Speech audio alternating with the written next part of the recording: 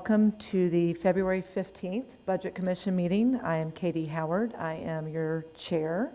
I am joined by my colleagues. I know Mr. Gaither is going to call the roll, so I'll let him do that for members of the Budget Commission, and then I'll make sure to recognize other people that are here today. Mr. Gaither? Representing Education District 1 and Chair of the Committee, Ms. Katie Howard. Here. Representing Education District 2, Mr. Reddle Baldwin. Present. Representing Education District at Large, Seat 9, Ms. Jessica Johnson. I do also want to acknowledge Dr. Ken Zeff, who represents Education District 3, as well as Cynthia Briscoe Brown, representing Education District at Large 8. And then I also want to recognize our General Counsel, Nina Gupta, who's present with you. With that being said, Madam Chair, you have a quorum. Wonderful. Thank you so much. And of course, we have CFO Dr. Bracken here, and I know we'll be joined by Dr. Battle as well shortly. Moving right along, we need to adopt or accept the December Budget Commission meeting minutes from the December 14th meeting. I think everyone has a copy of them. Do I have a motion to approve the minutes? So moved. Second. All in favor? Aye. All right, that's been done. Motion carries. And then, yes, let's just go on and start with our presentation. I'm sorry, Madam discussion. Chair, we need an approval of the agenda. Oh, apologies. No I'm problem. moving way too fast. No, I'm you're fine. so ready to get to the agenda, to actually talk about it. Do I have a motion to accept today's agenda? So moved. Thank you, Retta. All in favor? Aye. It's been accepted. We are good to go. All right, now that we've formally accepted, approved the agenda for today, we'll go ahead and get started. Dr. Bracken, we'll have you go through the agenda, the presentation. And I might ask if we could pause at certain points for questions from members of the commission and my colleagues. And as we listen today to the presentation, I'd really like us to focus in on our goals and thinking about the priorities we've set for the district. So when we're asking our questions, think about that.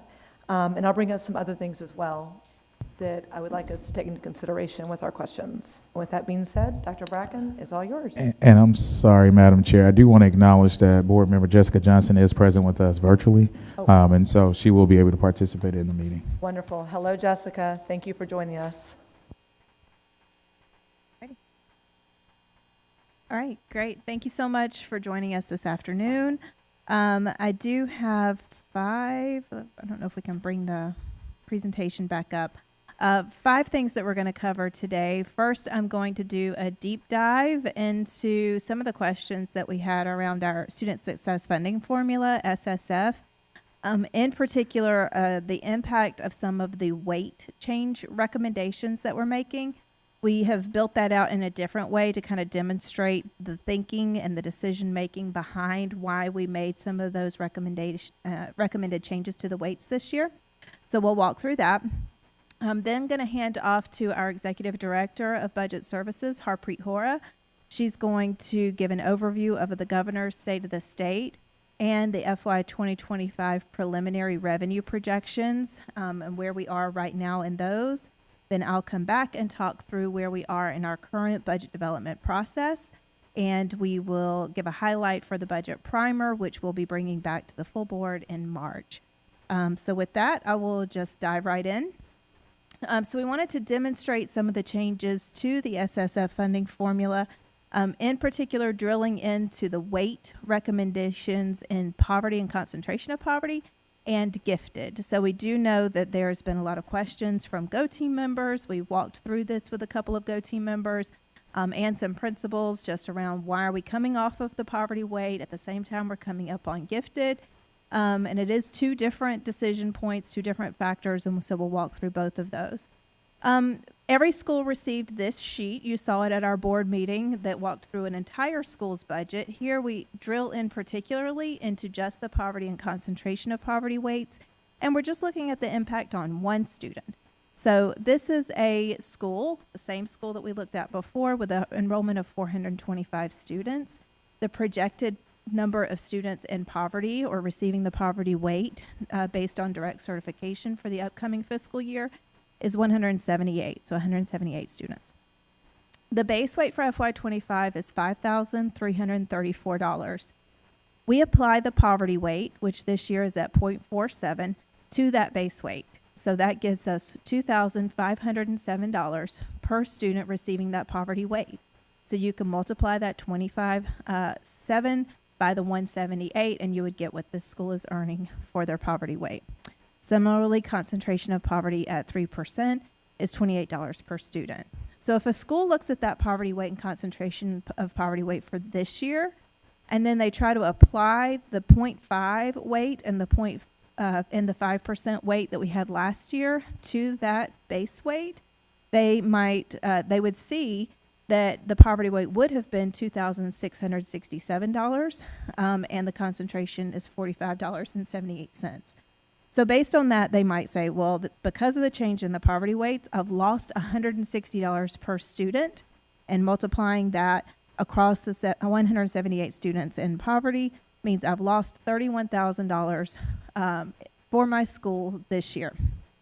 That is not the way that you can look at this.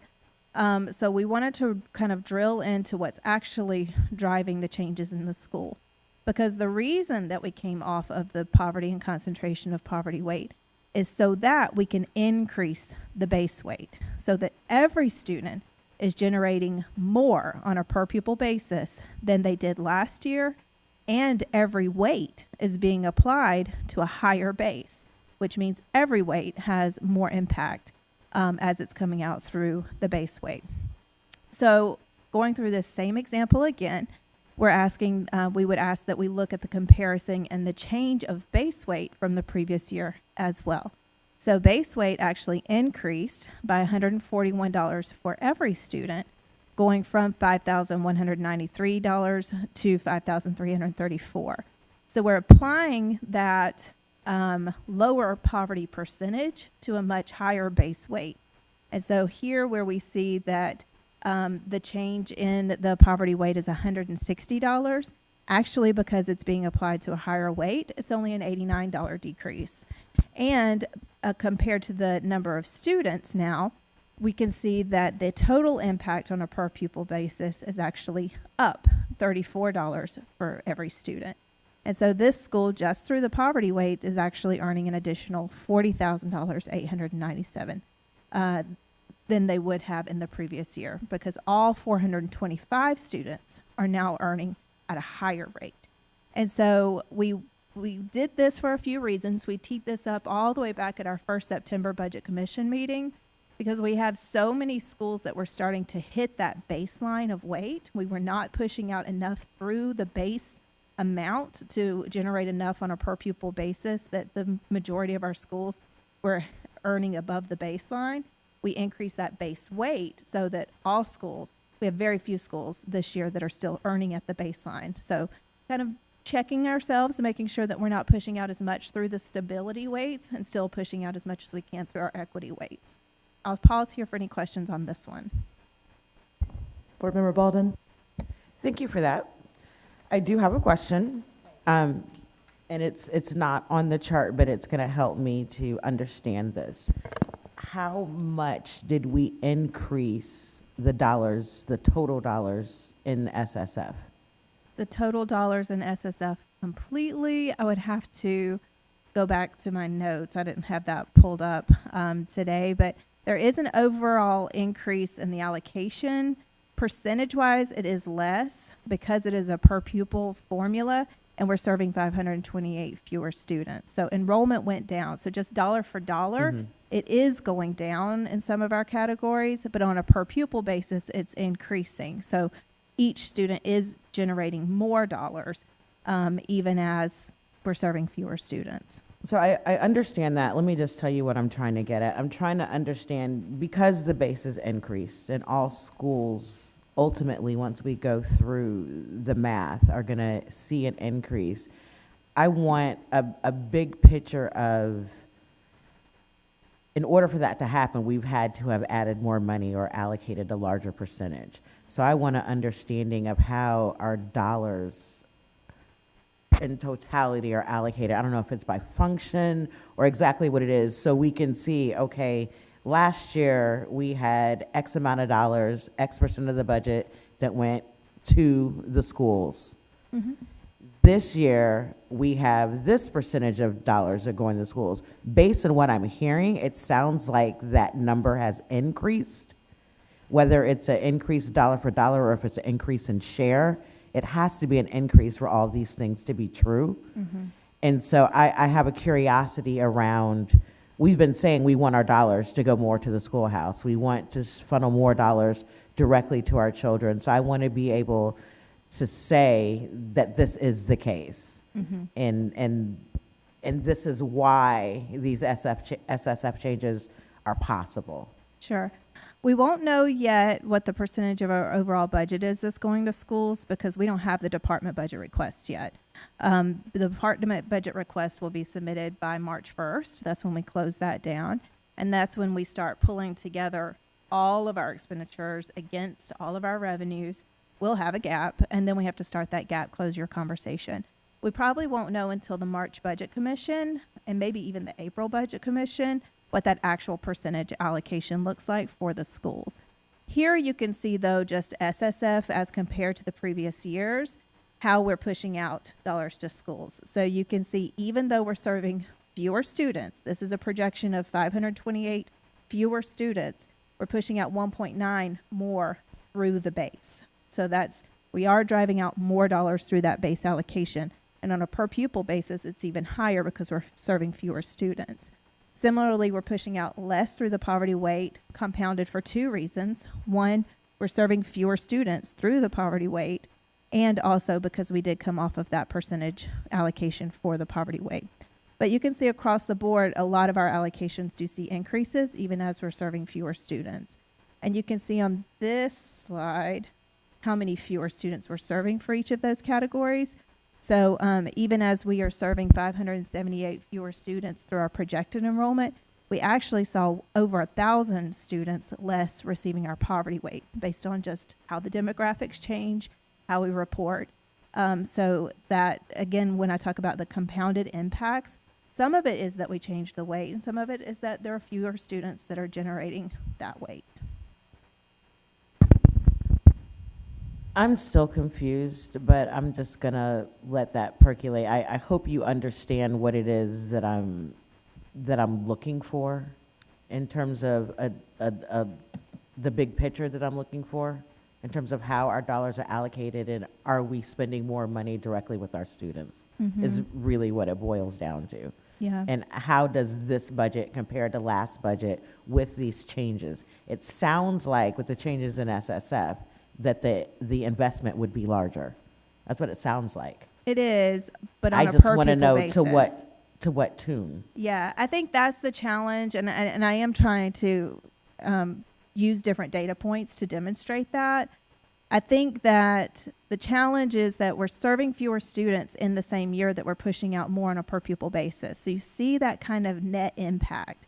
So schools will feel an increase because there are more dollars on a per student basis.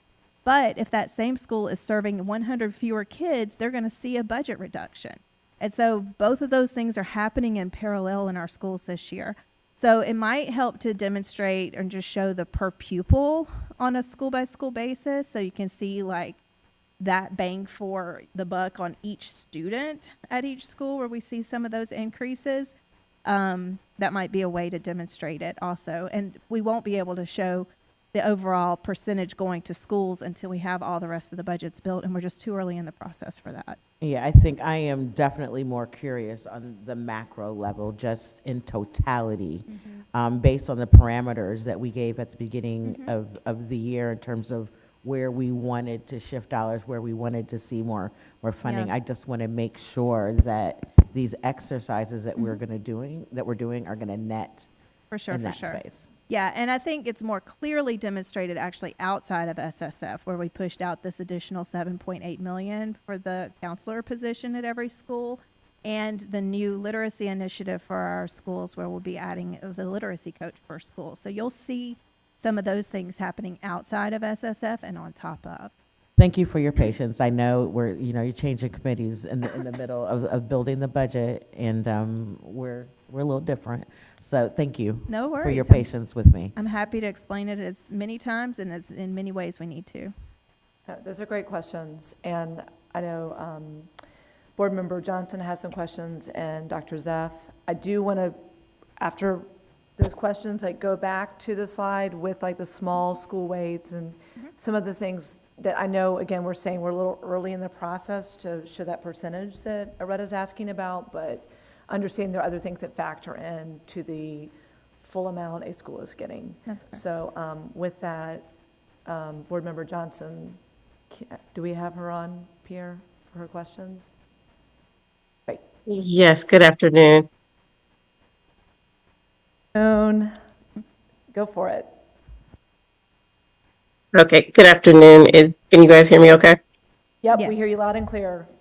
Awesome. And so thank you for kind of giving that snapshot of the school. And I know when we had the last board meeting, we were talking a little bit about the trade-offs when you did the presentation board for the full board around how some of the schools that have a higher concentration of poverty also receiving the Title I funds or kind of having additional funds in different buckets to offset that. But I just want to just make sure I have an understanding of full clarity. Like, is that the scenario for all of our schools? Is that the scenario for most of the schools that have a high concentration of poverty? Is there any school that would be significantly impacted by the shifts that we're making in poverty? And I'm asking because I think my assumption last year was that we added those so that the schools could have additional resources to put towards the unique needs of that population of students. And so then my second part of that question is, and if so, if there is any school that is experiencing a gap, unlike the model that you shared with us, is there another option besides changing the poverty concentration of poverty weights that would kind of offset that for those schools? Yeah, so poverty has been a part of our formula since 2018. It's been our highest weight since 2018. So we continue to drive the majority of our allocations out through the poverty weight to our schools. And so you can see here that we are still, the majority of the funding through SSF is coming out through that weight. It is less, primarily because we're serving fewer students through that weight. That is the biggest driver. And so we've mentioned this at a few different meetings so far, but enrollment is the biggest impact on a per pupil weighted formula because every student generates $13,000 to $25,000 per school. And so and that's agnostic to how the weights are then applied to that. So when we see big changes in a school's budget, it is almost always because of the enrollment. So that's why I'm always hesitant to say like, oh, no school has a budget gap. They do. We have schools that have to balance their budgets this year, primarily because their enrollment has shifted and the demographics of our city have shifted. And so those principals are meeting with their GO teams to reprioritize, to identify how they will continue to serve their students, even as some of these things are changing. We do everything we can through the weights. And again, we determine these weights based on last year's information so we can get a really clear understanding of how the weight impacts the allocation before we even start changing enrollment or demographic or any other information. That's what we brought, I want to say in November, before we even had the budget information. We were starting to play with the weights against last year's information to make sure that no school would lose. And that is with the increase of the counselor's allocation as well. So all schools did see that lift. I think at one point we brought the chart where we show need as, and we measure need as that concentration of poverty and poverty percentage against per pupil. And we did see a slight tilt down and an increase of the chart overall. So the line that went up for all schools, again, on a per pupil basis. So we can continue to try to bring different ways of demonstrating this. But yes, I'm hesitant to say no school is filling a budget gap this year. They absolutely are. And I still feel confident that it's not the poverty weight that is creating that issue. Okay, and I guess, and sorry, I don't want to didn't mean to interrupt. Of course, I can't see you, so I don't know. I didn't know if you were wrapped up or not. But I guess my concern would be, all things considered equal, I think it's amazing that per pupil, all schools are going to see, an increase overall. But I think we know that we're in a district where all things are not necessarily considered equal. And there are a number of schools that can offset any additional resources they will want to provide through private funding, and some schools that can't. And so I just want to name that. And I know we don't do a full accounting of that as we're baking that into this budget. But I think if we're taking the all things considered equal approach, I would be remiss if I didn't at least lift that up. I want to bring up one thing too for the Budget Commission, and I really appreciate your questions, Jessica. I encourage everyone to look through last year's budget and each school budget, just to familiarize yourself with what we did last year and compared to 2023. And then as we're looking at 2025, it's really helpful to look at each school's individual budget to see how obviously the student success formula plays out, as well as the small school supplement, the capacity supplement, transition, some other things. So I encourage everyone on the commission to look through that information as well. And I think that's really helpful in regards to your questions. And obviously, as we develop this budget, continuing to ask about those things, but do look at how that plays out for each individual school. And I know that Board Member Brown had questions too, and I'm sorry, Ken, I think she actually asked first. But yeah, I really am glad y'all are here. I cannot emphasize enough how this is a board effort. So I'm going to. I will just take the opportunity to plug OpenGov with that, because all of that information now is on a dashboard on our budget website, where you can go look at last year's budget book. You can drill in school by school. You can see it function by function, object by object, and really do that comparison. And it's a very user-friendly way of doing that drill down school by school. So thank you for that. Thank you. Thank you very much for pointing that out. Okay, Brown. just two quick questions. One housekeeping matter. I don't see this presentation on Assembly. Maybe I'm missing it, but Yes, ma'am. You have to go to the main, if you go to the agenda, it's at the very bottom. It says February 2024 presentation. You also have a copy in front of you. got it. Yeah. Thank you. That's when when it gets hidden there as opposed to being in the content for the individual things. I always miss that. Thank you. And the other one is actually for Dr. Bracken. And that is the example school that you showed us, which is actually getting more money rather than less. Is that a typical school? Do we have it, and understanding that we haven't finalized the weights or the process yet, do we have a sense of whether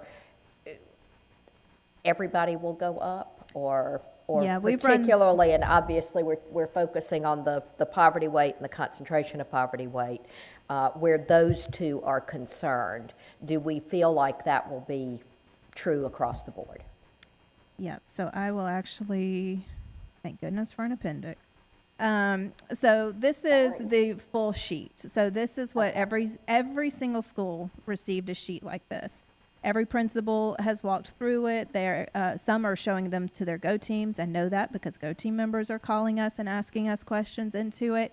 And I really encourage principals to share this with their Go teams, because what this does is show the change by all those categories, because everything's moving. And this is an exactly excellent representation of what schools are experiencing, just in different ways. So we see in this school, they are actually up in the number of students that they're serving through poverty. So even though the weight is down, they're receiving more through the poverty weight. Conversely, we actually increased the gifted allocation for this year, but this school is losing money in gifted because they're serving fewer students.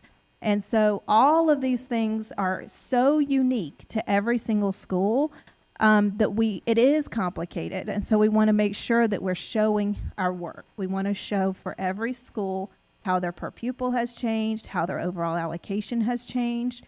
And I will say that there may be cases where a per pupil has gone down because their overall enrollment is up 100%. And I mean, 100 students. And that's going to change the economies of scale for that school. And they might generate fewer on a per pupil basis because they're actually earning far more students. But so it's every school is its unique situation.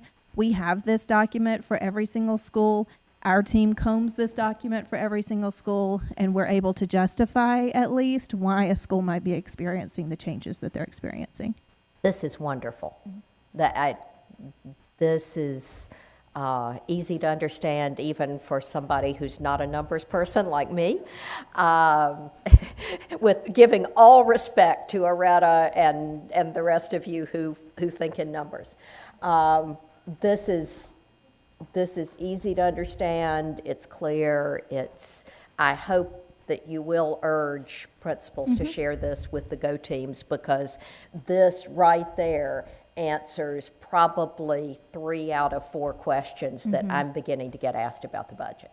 And I will also say that this slide is just SSF. There are other factors beyond SSF. Yeah. So this school might have changes in their signature programming allotment or their Title I allocation or their turnaround status.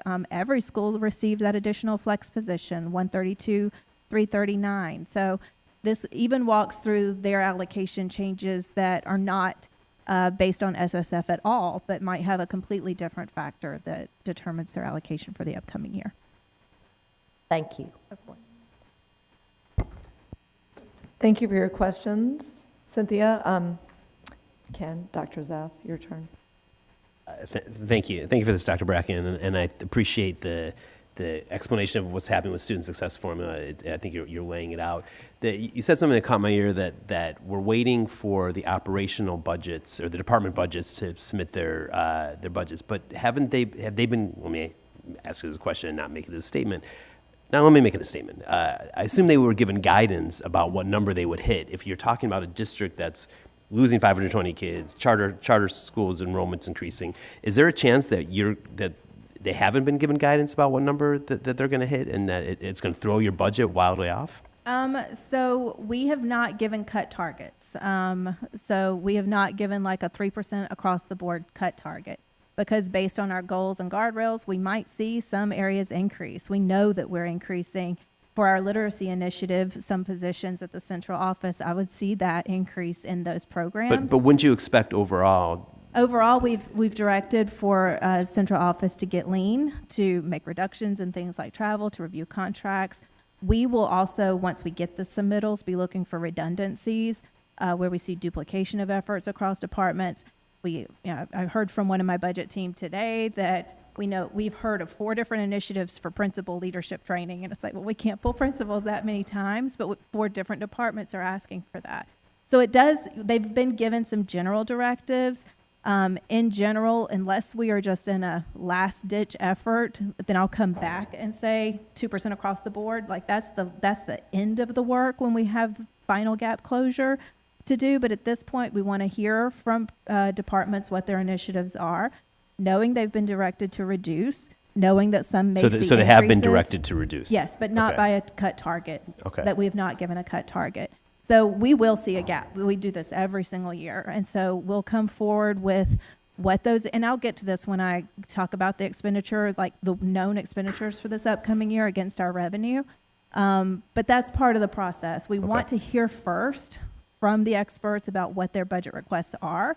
Then we as a cabinet will prioritize those against what we know are the upcoming costs. Traditional schools are already set aside. We've already built their budgets and earmarked that, so that's already counting against revenue. And then we'll work in the margins to make the reductions till we balance. I think just building on Board Member Baldwin's comment, that understanding of how much we're pushing through Student Success Formula, I think is that's what's top of mind for me. Not as much the weights. You can tinker with the weights, and you've made a good argument for that. But it's these overall department budgets. Mm-hmm. As a district needs to get fit the reality that we live in, I would expect to see those numbers come down to push more dollars through Student Success Formula. Yeah, I expect that too. Thank you. And I want to recognize Dr. Battle being here. Perfect timing. Thank you for being here, Dr. Battle. And Ken, do you want to ask your question again to Superintendent? Yeah, more just that as the district. So Dr. Bracken's done a nice job of explaining the tweaking to the SSF, and I think those weights. I would not substitute my judgment for the district staff judgment to figure out what makes sense. It's this larger question, and Director Baldwin mentioned it. Board Member Baldwin, Trustee Areta, if you will, made the point first, so I'm just piggybacking on it, but understanding the split between what we're driving to our schools and what we're keeping in the central office. With the, last time we voted to increase, $28 million to schools, to charter schools, and that we're paying our bills because the district's serving less kids. Right. And so I would expect to see the central office accommodate that and that push more money out to schools and not see central office grow. And so what caught my ear was when Dr. Bracken said that we're waiting on department budgets. I understand that there's information we would have, but I would expect those to come in at flat or lower than where they are right now. And so maybe I'll let you opine on. Yes, we have to look at everything, because we know we are adding instructional pieces for literacy. So we have to see where we can trim some areas, see where we have duplications of services. So we have to look at all of that. So, in some, yes, there has to be some budget cuts in the central office level.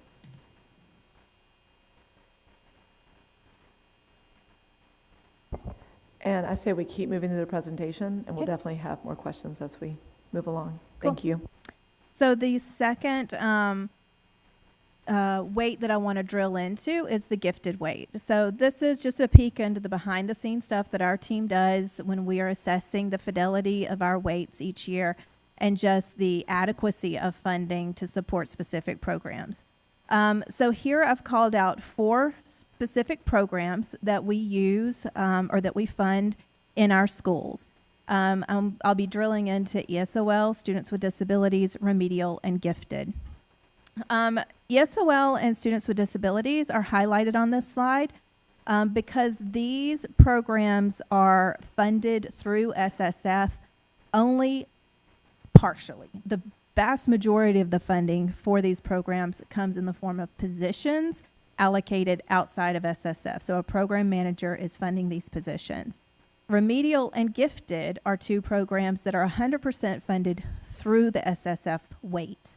So that means a gifted teacher in a school is being purchased by the school through the gifted weight. And so we do have to make sure that we're pushing out enough through the SSF weights for Remedial and Gifted to be able to continue the fidelity of programming for those schools. So I'll call that difference out first. The top block is what APS has budgeted for these programs from FY18 to FY 2024. I chose these years because these are the SSF years. The second block is the QBE earnings, so how much we get from the state for these programs. We don't even receive a lot of state funding for most of our programs, which is why I can't have like poverty up here or something like that, because we don't even receive funding from the state in alignment with poverty. But these programs, we do receive funding from the state. And so each year we can analyze what our local supplement or how much we're adding from our local revenue on top of the state revenue in order to support these programs. And in the bottom box, you can see the percentage of local supplement for each of these programs. FY 2020 was kind of a different year. Everybody was getting really tight and lean around the COVID epidemic. So we didn't make a lot of increases there, but in every year since, you can see that we've gradually been increasing our local supplement for ESOL, Students with Disabilities, and for the remedial programs. So additional allocations going into each one of those. Some of that is because of salaries. We pay much higher than the state salary, and so we do have to continue to supplement higher and higher amounts for these programs in order to continue the same number of teachers to support these programs. But some of it is an increase in just expansion of programming as well. Gifted is the only exception. So Gifted, we have not been keeping pace in our local supplement in the last few years. We saw that we were around 36% of supplement when we first went to SSF. But we haven't revisited that gifted weight in many years. And so when we did this analysis, we saw that we're actually dropping off pretty substantially in that local supplement, such that some schools may not even be able to afford the same number of positions now that those positions are increased in value so much. So with that recommendation, we did increase the gifted weight from 0.6 to 0.7 this year. to make sure that we're driving out more dollars through the gifted weight in order to try to bring that supplement back up. Again, we don't have the FY25 allocations for this yet because we have not received the QBE earnings formulas yet, so we don't know what percent is the local supplement. But as soon as we get that, we'll drop that in, and hopefully we'll see that we're starting to rebound closer up to that 30% supplement for gifted. So that's just an explanation of why we changed that. Loretta? So this is new to me, so I'm still digesting, but I do have a question around the remedial. What exactly does that include? And given where we are in outcomes, it seems like it's kind of low. So this is just the program that the state reports for remedial. Remedial is 6 through 12. EIP is K through 5. So that's the program, the two different programs that we receive funding for. EIP isn't on here because the state changed the way we can report EIP students 3 or 4 years ago. And so the data is just not clean. It doesn't show you a good trend year over year for the supplement. EIP is remedial is a better example to show that. But it's the number of remedial, it's the reporting that we have reported for the remedial program. And that's primarily teachers teaching remedial sessions. And what is that relationship or association with students with disabilities? Is there overlap? Like, help me understand.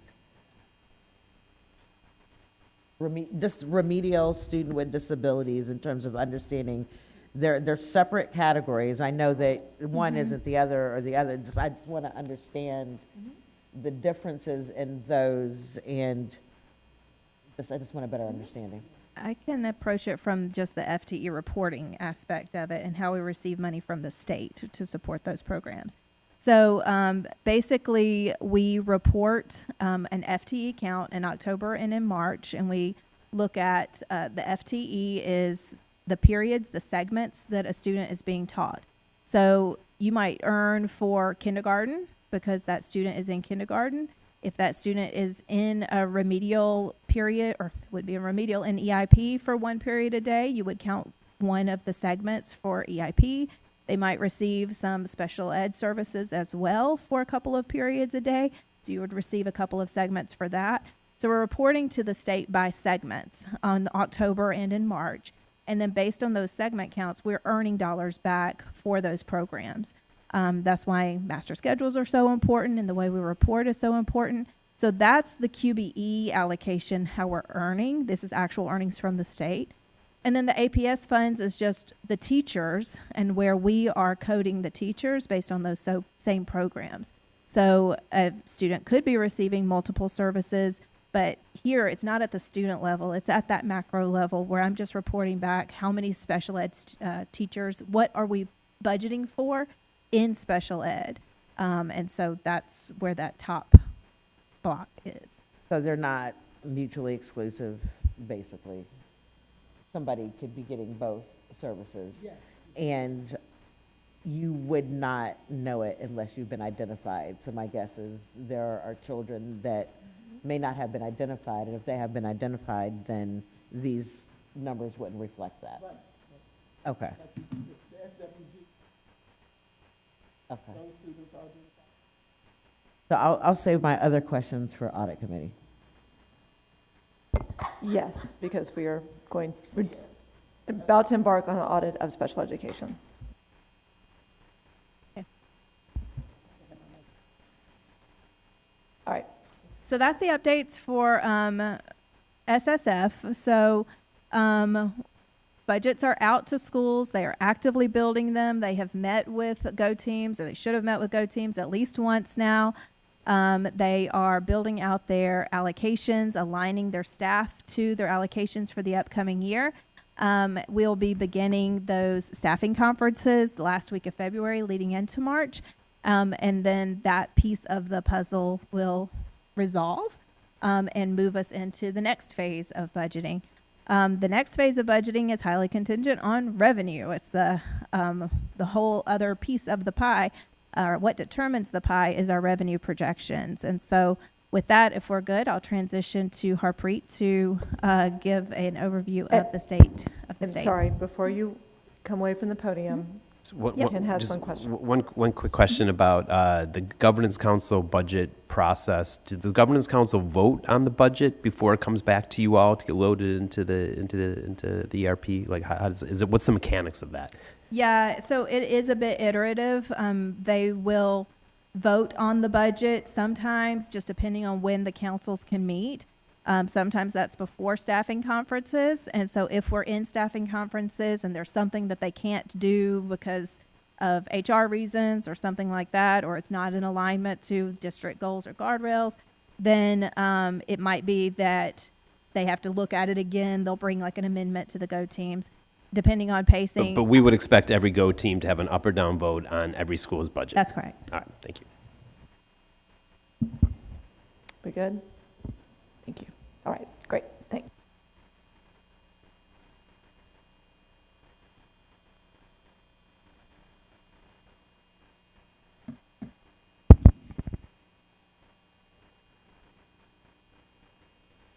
Good afternoon, Board Chair, Board members, and Dr. Battle. So I'm going to be speaking about the governor's proposed budget highlights, and I'll start with fiscal year 2024. So for fiscal year 2024, the governor has proposed $103 million for a midterm adjustment for schools based on enrollment growth. An increase of formula funds for the State Commission Charter School Supplement, which totals about $28.5 million. And there was also the one-time $1,000 salary supplement for full-time benefit-eligible employees for recruitment and retention that was already given out. Moving to the governor's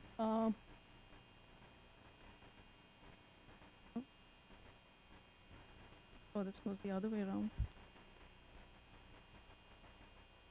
So moving to the governor's proposed budget highlights for fiscal year 2025.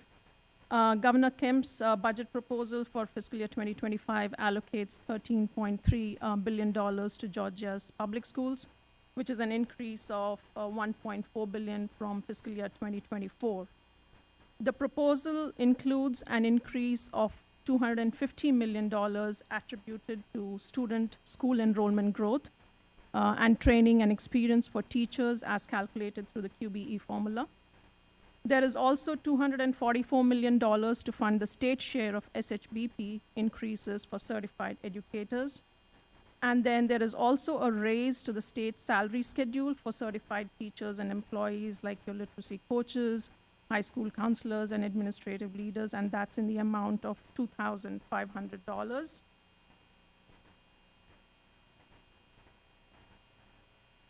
And then there is also a $49.5 million increase for the State Commission Charter School Supplement. Governor Kemp's budget proposal also earmarks $205 million for pupil transportation in fiscal year 2025. Additionally, the governor's proposed budget includes $104 million to provide the $45,000 security grants for each school in the state. And we have not received any details from the state yet on how those funds are to be spent.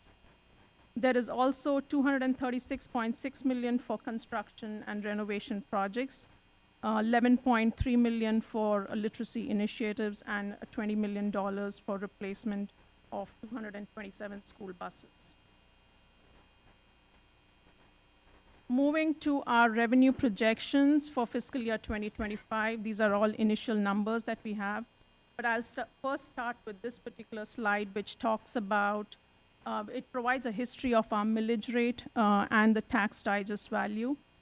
So the millage rate is represented by the red line that you see on this chart here, and then the blue bars represent the digest value. The current millage rate that we have is 20.5, and the local revenue projections have been done assuming we keep the same millage rate for fiscal year 2025. So in 2023, as you can see, the digest grew by approximately 13%, and we do not expect the same rate of increase for 2024 as the real estate market, as you all know, has cooled down. as compared to the last couple of years. Now, this slide here provides a history of the local revenue budget approved for the last 7 years, an estimate of what we expect to collect in the current fiscal year, and then an initial projection for the upcoming fiscal year. The estimate for fiscal year 2024 and the projection for fiscal year 2025 will change as we receive more information from the state. As of now, we expect to collect more than what we had budgeted for fiscal year 2024, and much of that increase will be from property taxes. The projections for FY 2025 have been based on the estimates for fiscal year 2024.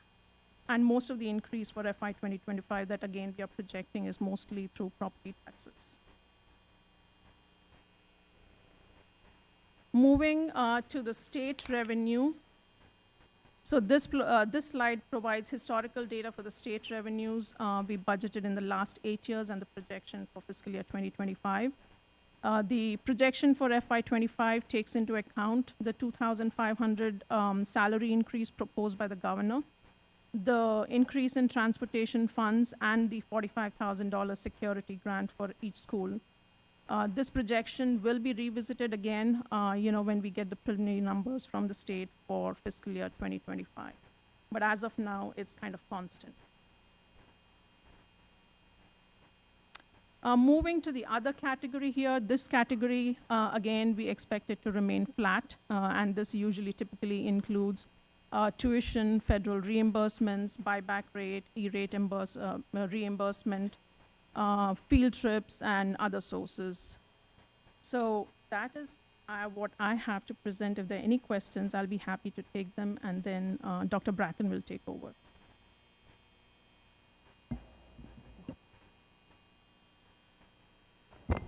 I think we're good right now. Thank you so much. Oh, sorry. All right, one quick question. I am aware that there's a proposal for a homestead tax Yes. exemption. Do we have any sense of how that will affect these numbers yet? So that has been taken into account in the projections that we have for fiscal year 2025. Okay. Yep. So we think that's going to pass? We don't know. Don't know yet. Okay. Okay, thank you. Yep. I'm glad you brought that up because that was on my list for potential impact. So thank you, Cynthia. And this is a proposal, has it been introduced yet? That would increase the exemption for seniors up to a certain point. Yeah, based I on their believe the income. legislation that you're referring to also includes a cap or a not to exceed amount, which does help for our projections.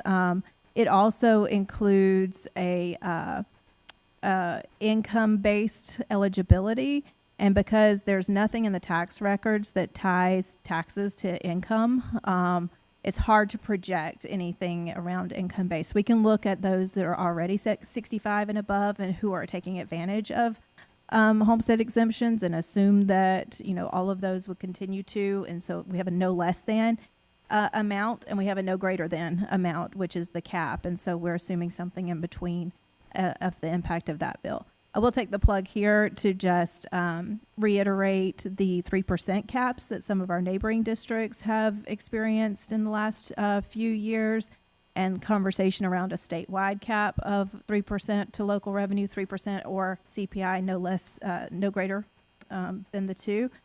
With the cost of doing business, including 8 to 9% increases in inflation of just supplies, contracts, professional development, the 60% increase in state health costs last year, as well as the just the outrageous, rightfully so, but increases in salary that we've seen against all other school districts, and just the ability to continue to keep pace with those things. A 3% cap would be devastating. We just looked at last year, and I think it would have been $45 million off of our revenue. And that compounds every year. And so we just really want to make people aware of the impact of those types of bills, and allowing the board to do what they do in setting their millage and determining our local revenue without having those caps in place. Thank you for bringing all of that up. And I'm glad Cynthia again asked the question Yep. about that particular piece of legislation. Great. We'll just continue on. I know we'll have more questions as we get through Sure. this part. So just with everything that Harpreet just presented, we can see that our overall revenue projection for next year is up. However, I'm recommending that we start coming back into a better alignment with our fund balance. So some of that new local revenue will be offset by us building a budget that contemplates less usage of fund balance to the degree of about 30 million, which would get us back in alignment with what our beginning budget was this year.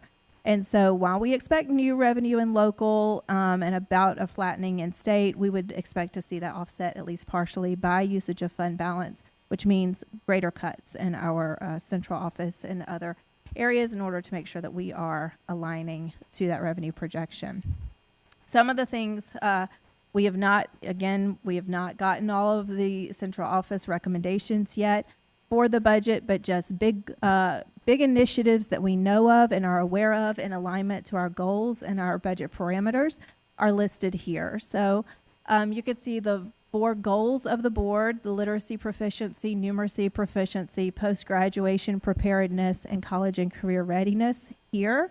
And under the funding categories, we've identified some of the known new expenses that align to each one of those. We have it as TBD what the amounts are, but we know that there will be additional costs associated to these. So SSF and direct classroom instruction, we can call out here the compensation model, making sure that we are getting the best, most qualified teachers to lead this work, the turnaround initiatives, EIP and remedial funding, and the literacy initiative would all be categorized in this area. Again, SSF, direct classroom instruction, compensation, turnaround, and EIP can all be targeted towards the numeracy initiative as well. Post-graduation, we can earmark funds for signature programs, the new flex position, and the non-traditional school allocations. College and career readiness signature program, the new flex position, and non-traditional schools. And of course, the guardrails are things that we're watching for that we expect there to be budget alignment for. And equity is our student success funding formula, but also special education funding and the folding in of the GNETS program this year.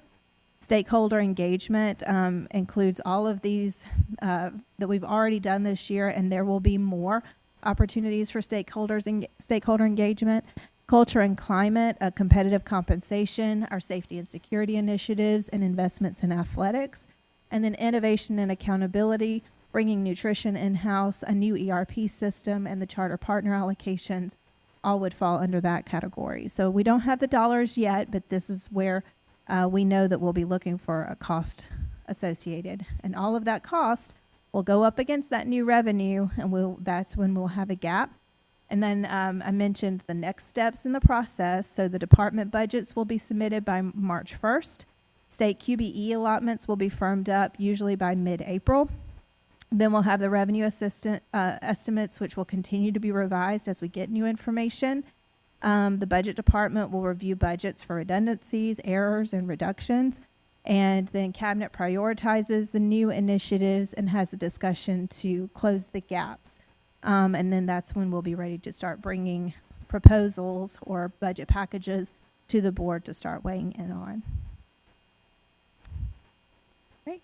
Any questions? Just the process and where we are in the process. Anybody have any questions? Well, first of all, thank you so much for putting these areas into buckets related to our goals and our guardrails. And we know we have a lot more to come around the amounts and more specifics around the strategies and approaches. But I think what we'll all be looking for is, how we're shifting, we're pivoting from central office or even, on the ground, how this budget will look different than last year's budget based on these priorities, recognizing again that our goals are fairly broad, but certainly the literacy initiative and the work you're doing, Dr. Battle, and leading with the team to make sure we have the right people in place to improve outcomes for our students in literacy. So really looking forward as we move through the process to getting more details on that. And based on our schedule, that will be in April, like early April? Okay, so just for members of the commission and members of the board, get ready to come together close to that time, because we'll really need to be looking at that very closely. In alignment, yep, please. Dr. Bracken, you mentioned that you wanted to restore $30 million to fund balance. That's a big chunk of cash to put back into fund balance. I recall from the last board meeting that you wouldn't seem concerned about where we were on fund balance. Can you give us I mean, maybe this isn't the right time, but it strikes me that, we've got a lot of work to do in our schools and just piling away our acorns, if we can do good work for kids, is something that probably is worth a discussion. Yeah, absolutely. So first of all, I don't anticipate that we'll use the 70 or so million that we've earmarked this year. As Harpreet mentioned, we're collecting ahead of pace for our local revenue in the current year. So it could be that that gap closes naturally by us growing fund balance next year by not spending as much this year. What I will be doing is, as we are meeting with our central office staff and our business managers, we're asking them to identify items within their budgets that could be one-time in nature, that are pilots, that meet the metrics of what we would use fund balance for. And what I'm saying is I'm not comfortable with going above around 30 to 35 million worth of those that we could use fund balance for the upcoming year. So it's a coming off of where we are right now. Like charters we are using for fund balance this year, that's a recurring expense. I cannot earmark charters for the long term against fund balance. That's got to fold in, and that means we have to identify something else if we're going to continue to use fund balance that we can earmark those funds for. So it's not a concern, and we are still growing fund balance, or at least well ahead of where we are with our comfortable targets. And also for sustainability and long-term planning, we can't continue to plan to use fund balance to the tick of 70 Would million you every year. expect that 20 million that we approved last month, we wouldn't see that again next year because Right. you've incorporated be that folded into this. So that was the- extraordinary Right. that we saw that big number. That will be baked into ongoing, into what we're going to approve in this budget cycle. That's correct. Thank you. And I'm 100% about us protecting our fund balance as we should. Is the cap on it the 15%? Like, it should not go above 15, is that correct? Yes, and we're above that now. So we're closer to 24% right now. Yeah. I just know that cap had been in place before. Suggested, well, yeah. And, talking about how we're baking these things into the budget going forward in 2025, but knowing we will have some in fund balance that we need to, again, be very intentional and careful about.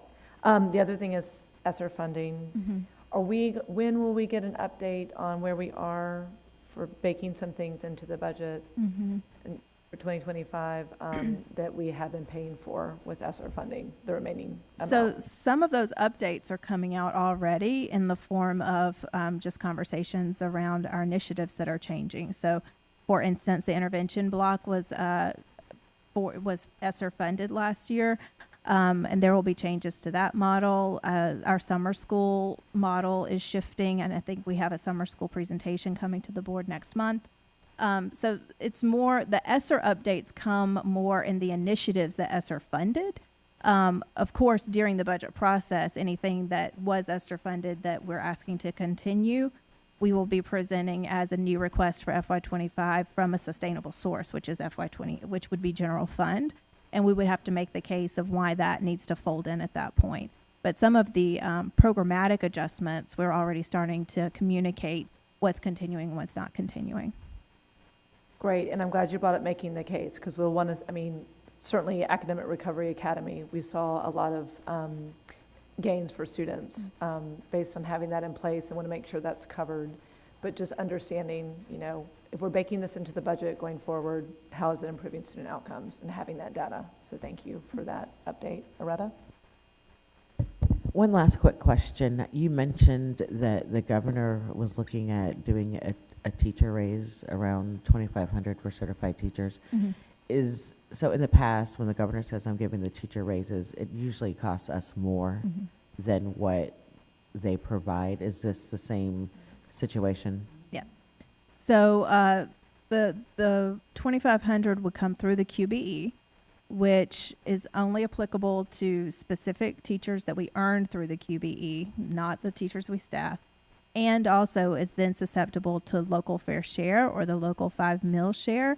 And we are losing maybe 51% of our state funding through local fair share. So even just 25,000, we might get 49% of that for the teachers that they've identified as eligible for that. So that's why that local supplement just goes up every single year for all of our programs, is we're just continuing to have to fund more and more through our tax dollars in order to just keep status quo. And so when we want to do more, we really have to think about it's a reslicing of the pie, because most of our money is just going to keep pace with salary and benefits. We're a very adult-heavy organization as compared to other school districts. We benefit from the ability to have teachers, parapros, coaches, even within the schools. So each one of every time that there's a raise, it's spread across many more staff than maybe other school districts have. So it continues to be very important that we depend on that local revenue. Again, why we are always aware of local legislation that might cap our ability to raise that local revenue. Thank you for that explanation. Anybody else right now? All right. All right, so the last piece is just an overview of our budget primer, which kind of gives a demonstration of where we are in the context of our budget development process. We are in the middle of budget season. The next big things are March 1st, when we close down the budgets, and then we'll begin our deliberation and decision-making to prioritize the asks. The budget primer includes an executive summary, a little FAQ about Atlanta Public Schools. We talk about the process for budget development, the strategic plan. We talk about some of the innovations and strategies that we implement here at APS. We give a recap of the FY24 budget just to ground us in where we are today, economic context and expenditure assumptions.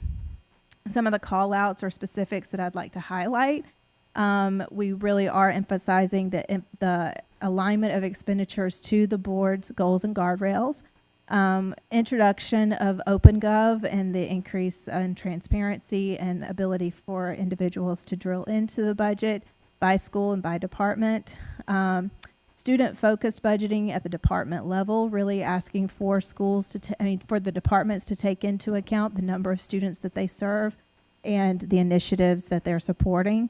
An overview of the current economic context, which includes the governor's State of the State district announcement and increases in mandatory costs. We will see a second round of increases for the state health costs.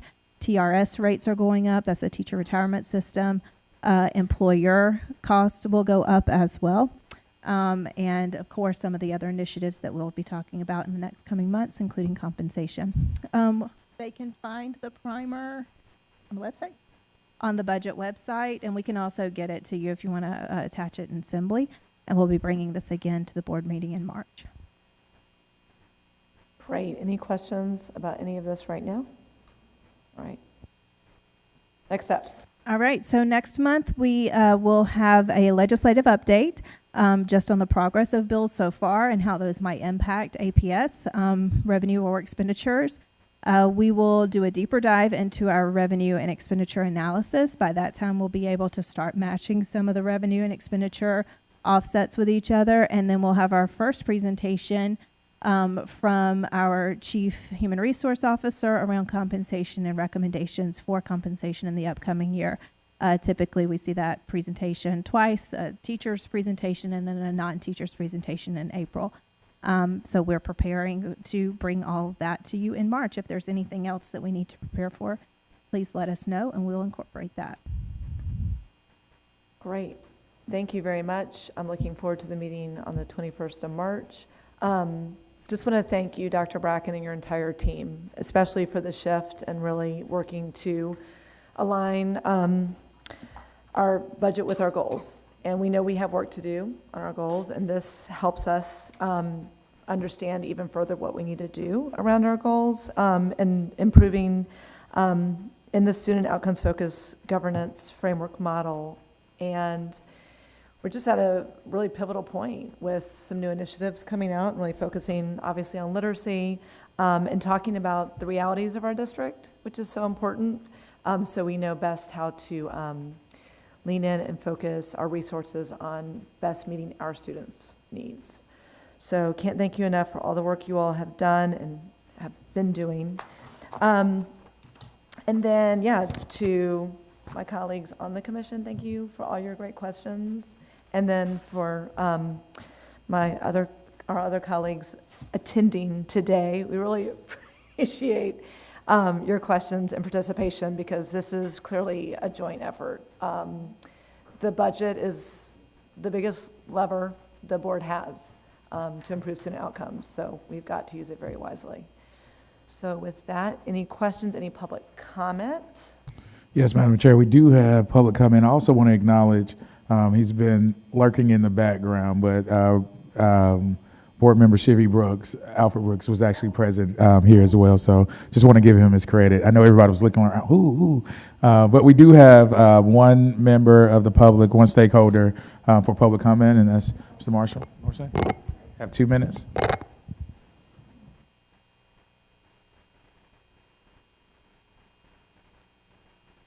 On, right?